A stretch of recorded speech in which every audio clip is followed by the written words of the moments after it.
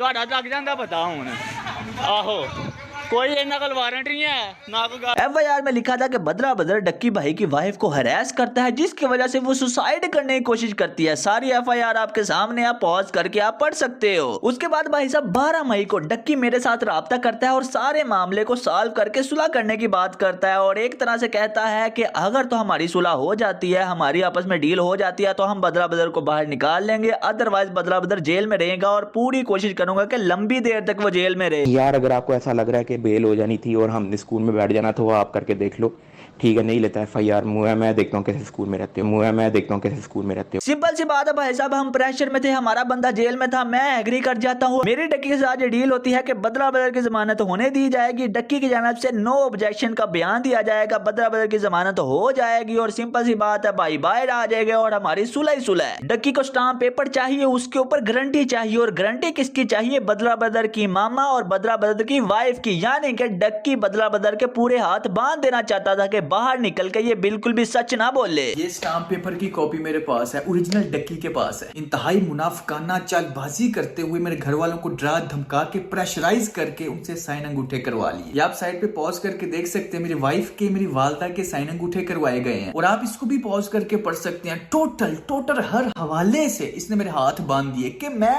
कुछ भी ना कह सकूं। जो इसका मुनाफिकाना क्रिमिनल बदमाशी वाला फेस है वो कभी लोगों के सामने ना आए। तो खुद बताओ क्यों ना मैं पाकिस्तान छोड़ता। तो ये मेरा मुंह बंद रखने के लिए इस तरह की हरकतें करता रहा, लेकिन फिर मैंने रियलाइज किया कि आज अगर मैं इसकी धमकियों से डर गया ना तो ये सारी उम्र के लिए मुझे अपने पैर के नीचे दुबा के रखेगा।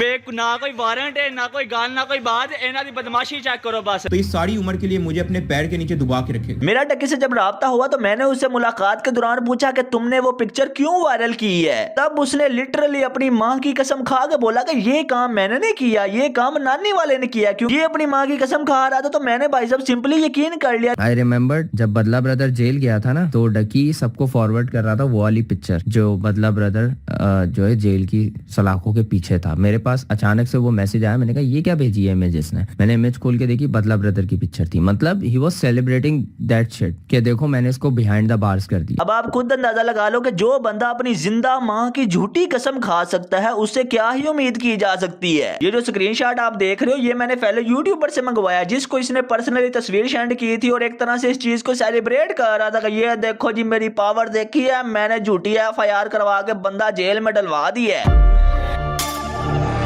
ये डक्की शुरू से सिर्फ फेम और पैसे का भूखा था। आप देख सकते हैं जिस टिकटॉक प्लेटफॉर्म को ये गलत कहता था उसी प्लेटफॉर्म पे इसका अपना अकाउंट है और उसी प्लेटफॉर्म से उनसे भी ज्यादा क्रिंज हरकतें करके पैसे कमा रहा है। ये स्क्रीनशॉट देखें, एक लाइव का $19,000 पाकिस्तानी 50 लाख रुपए और इन पैसों के बदले इसको कीमत क्या चुकानी पड़ी है। झूठ करते ये ब्लॉगिंग में अपनी फैमिली ते अपनी माए ते अपनी बहने ते कोई प्राइवेसी नहीं ते कैमरा पकड़ के मैं ये कर रहा हूँ, मैं ये खा रहा हूँ, मैं डक्की करने जा रहा हूँ, मैं ये लख दिलाना चाहते ब्लॉगिंग पे जिधर इज्जत नफ्स का सवाल नहीं आता। शर्म, कौन सी एंटरटेनमेंट की है तुम लोगों ने? नंबर 1 डॉग ने डड्डू चार्जर। हाँ जी, बस फेम आना चाहिए, बस पैसा आना चाहिए, कोई भी कीमत चलेगी। क्या टैलेंट है तुम लोग का? हाँ टिकटॉक का टॉपिक काफी लंबा है और इसमें काफी बड़े बड़े मगरमच्छ हैं, इन पे फिर कभी आएंगे, टेंशन नहीं लेनी। अभी मेन टॉपिक पे आओ। वालेकुम सलाम, क्या हाल चाल है? कैसे हैं? तकरीबन 2019 में वो वीडियो आई थी, मुझे आज भी याद है। तब मैंने यूट्यूब नई शुरू की थी। जारी बात है जब ट्रेंडिंग पे थी इतनी चीजें तो तब भी मेरे जहन में 2 क्वेश्चन थे, वो फंसे हुए थे। चले आज मौका है, दस्तूर है, मैंने सोचा आपसे पूछ लूं। पहला सवाल ये कि वो जो वीडियो थी जिसमें आपने उसके अब्बू को कॉल की और कहा कि आपका बेटा जो है ना मेरे खिलाफ वीडियोस बना रहा है, लेकिन उसने कहा कि थ्रेटेंड माय फैमिली।